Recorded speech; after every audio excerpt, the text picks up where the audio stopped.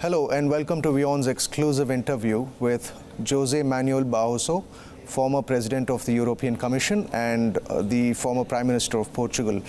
Welcome, Mr. Barroso, and thank you for joining us today. My pleasure.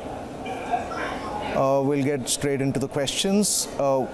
With the rising geopolitical tensions, as we are seeing, what are the challenges for governments and businesses from cyber threats and the global conflicts? I think, to be honest, it's going to increase. And if you think where we are now and where last year, today there are more cyber attacks than before. So I think there is an exponential risk in terms of cyber security or insecurity. Not only the organized crime, but also geopolitical fragmentation makes it more likely that cyber attacks are going to occur. So I think governments have to prepare the better they can. Like-minded governments should work together, sometimes in the same region. In Europe, we are trying to do it. There is a European Agency for Cybersecurity as well. But if you want to be objective, we have to recognize that the geopolitical situation is getting worse, and so we should be prepared for that development. Right. And how do you see, you spoke about governments in Europe trying to do this, but how do you see governments and businesses overcome these threats, especially the cyber threats at this point? I think we have to be prepared. If you want an analogy, a comparison, I'm also the chairman of Gavi, the Globalized for Vaccines.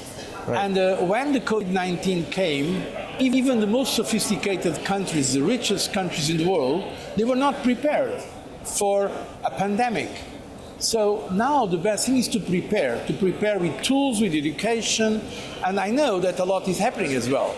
Also at the corporate sector, the business today, they have to put as one of the risks the cybersecurity risk. So to mitigate it, and the governments as well. So through education, through some tools, trying to be protecting their data and all the elements they have that could be affected by malign attacks. Yes, I think preparation is the key. Right. So what is the status of that at this point, do you think, globally? I know you spoke about Europe, but what do you think of the readiness or the preparedness of the world at this point? I mean, we are not yet ready. We are not prepared. And also Europe is not prepared. It's doing something, but not sufficient. I think we have to give a higher level of urgency to the fight against cyber attacks.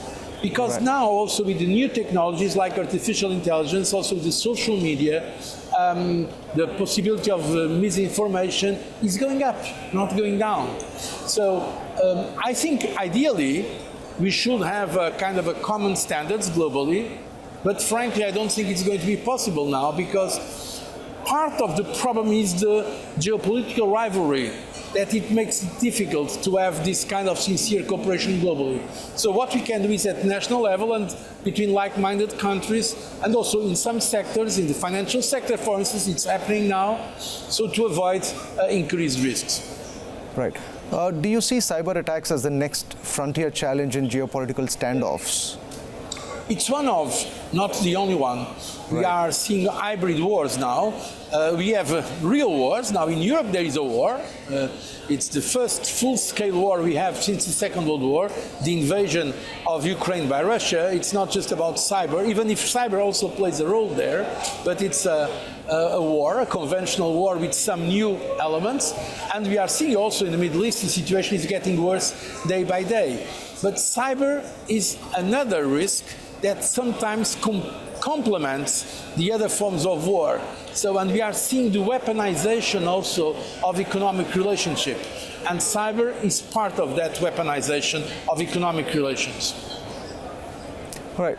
You did speak about this. You said it's very difficult with the geopolitical tensions, but can countries really work together to overcome cyber insecurity? And who do you think should take this lead? Which countries? Should it be a consortium? I mean, what are your ideas on that? There are some areas where I think cooperation is possible. For instance, child protection. I think in spite of different regimes and interests, all countries should have an interest in protecting our children from child pornography, from child abuse, from kidnapping children. So, of course, that's possible sector by sector. But broadly speaking, when we see the global competition going up and not going down, we have to accept, unfortunately, that it's impossible to have a kind of a mutually accepted regime all over the world.